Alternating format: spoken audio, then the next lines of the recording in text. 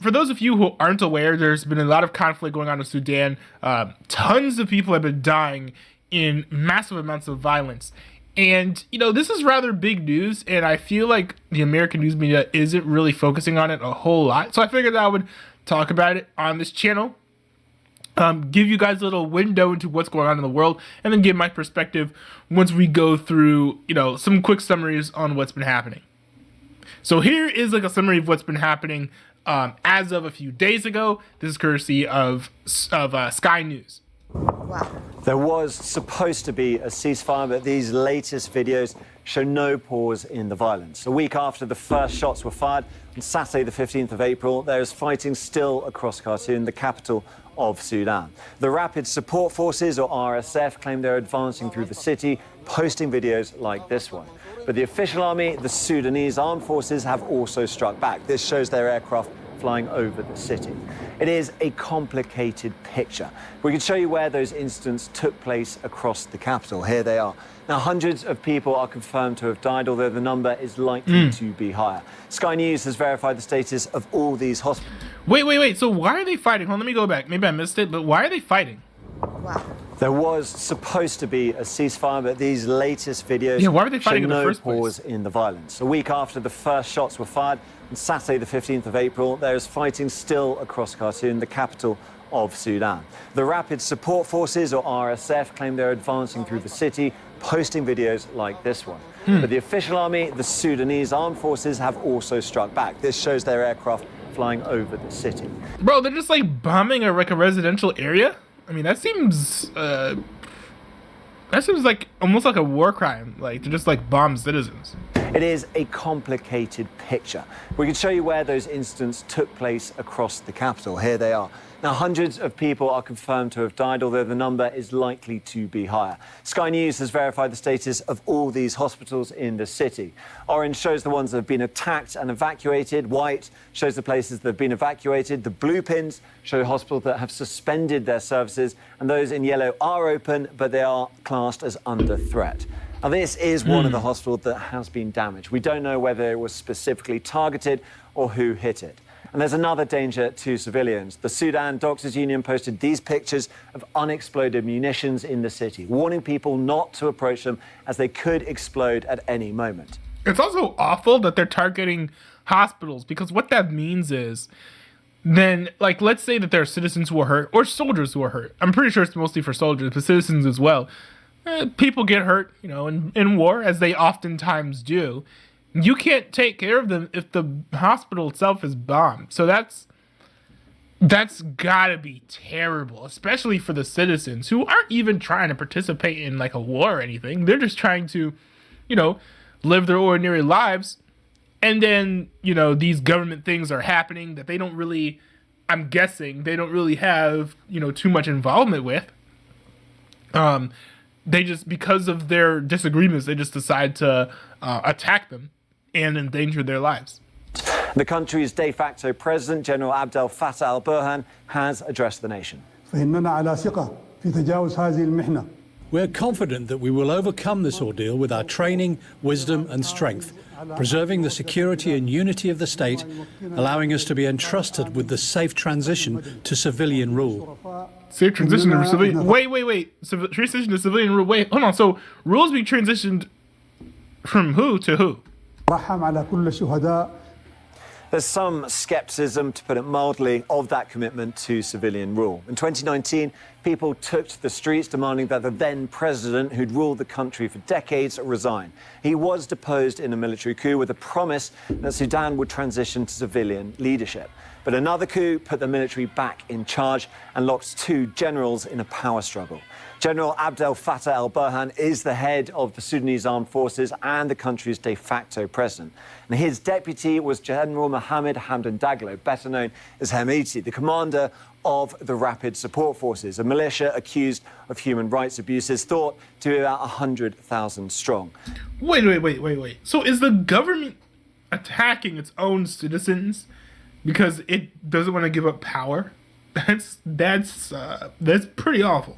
Now, one of the points of the power struggle is a plan to incorporate the RSF into the country's official army, and who would be in charge of that. For now, though, both sides are trying to seize key infrastructure, especially Khartoum's airport. This is what it looked like on the satellite view before the fighting started. And this is what happened after. You can see a large plume of smoke on that airfield. And the latest satellite imagery we have, you see the smoke has cleared away. You can see the damage that's been done with lots of wrecked planes, planes that haven't been able to move because this airport is out of action. And that is complicating other aspects of this, both the evacuation of foreign nationals and a plan to send the presidents of neighbouring countries in to mediate in Sudan. Now, the US has a military base in nearby Djibouti that could be used for evacuation, and it is planning on sending a large number of extra troops there if the violence continues. British military aircraft are being prepared too. There are fears the violence could draw in neighbouring states. Ethiopia, Chad and South Sudan have all been afflicted by conflict and upheaval. And Ethiopia has clashed with Sudan over disputed borders. Beyond that, the Egyptian military and a powerful Libyan militia are reportedly backing different sides with military supplies, leading to fears of an entrenched conflict and fully fledged civil war. Wow.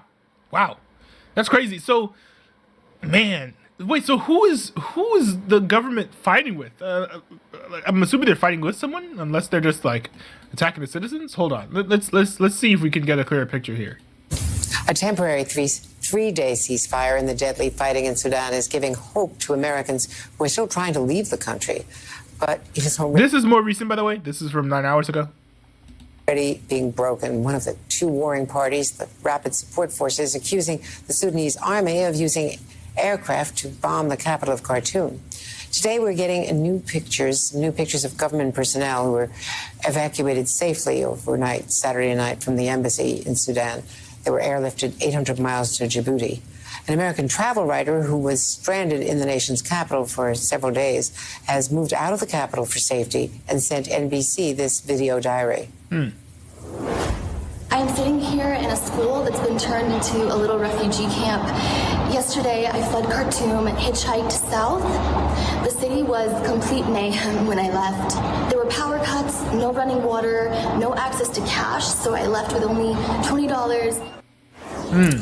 Joining me now is the former U.S. Special Envoy for the Horn of Africa, Jeffrey Feltman, now a visiting fellow at the Brookings Institution, a former American ambassador in Lebanon, and among so many other diplomatic duties you had at the UN and elsewhere.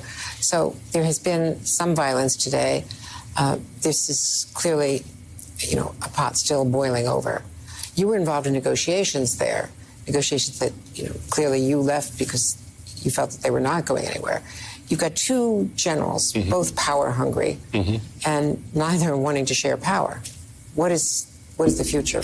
I think Oh, I see. Wait, so these two people are fighting. Okay, so it's almost like government infighting. The government fighting the government.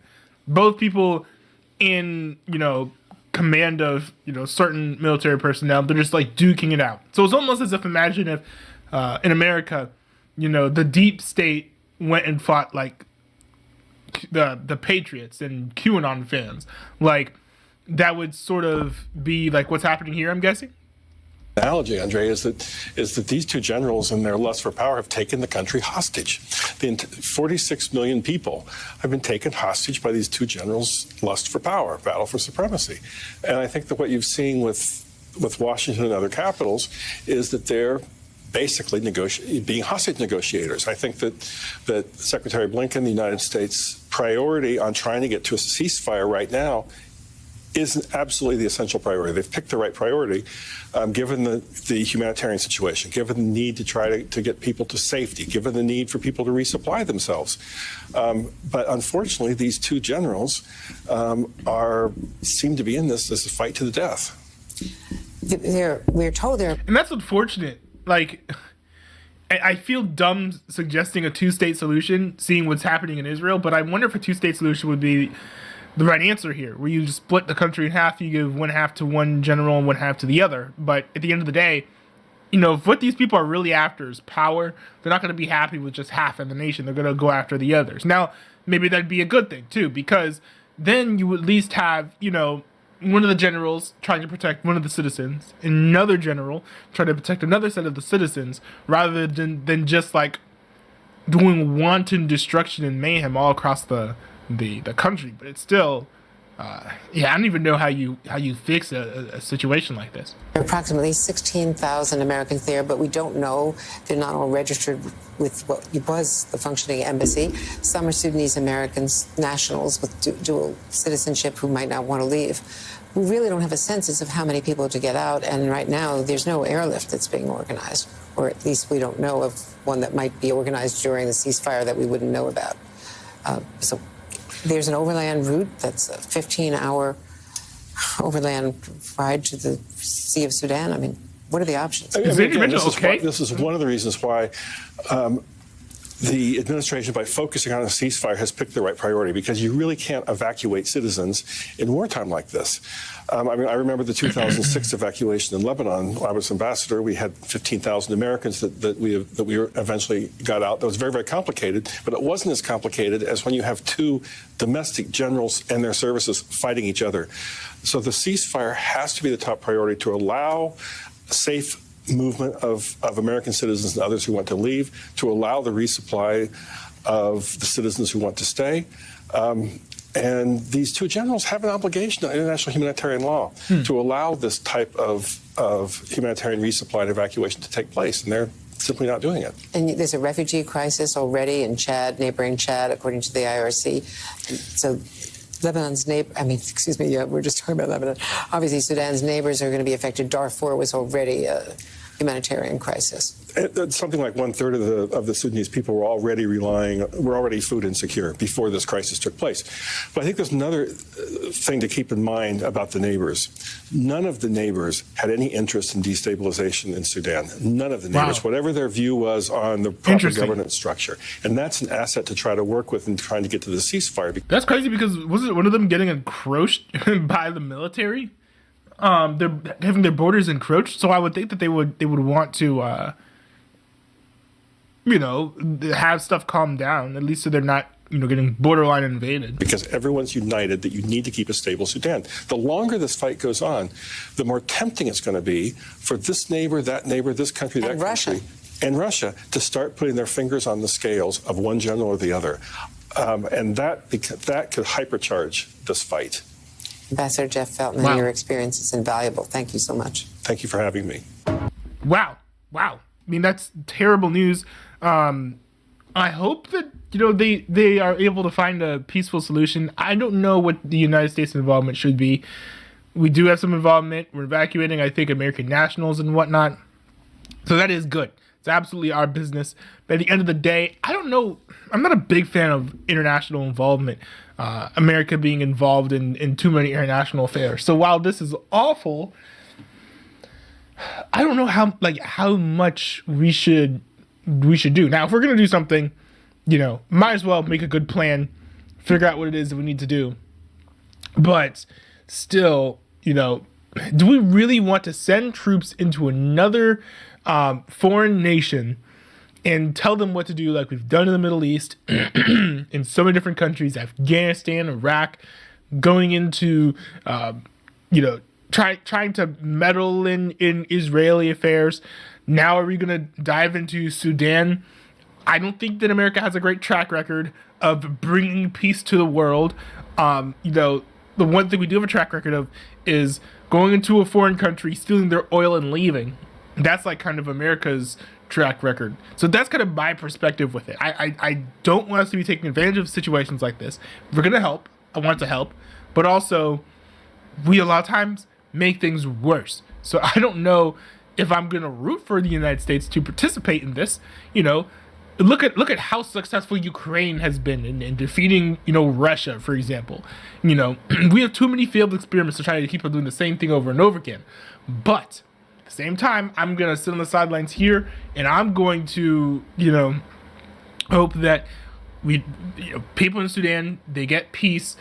These generals stop fighting, stop using their citizens as bargaining chips, and stop bombing them for pretty much no reason except for political power, because this is just unnecessary. And like they said on MSNBC here, very big threat to a huge threat to humanitarian rights and the well-being of the citizens over there.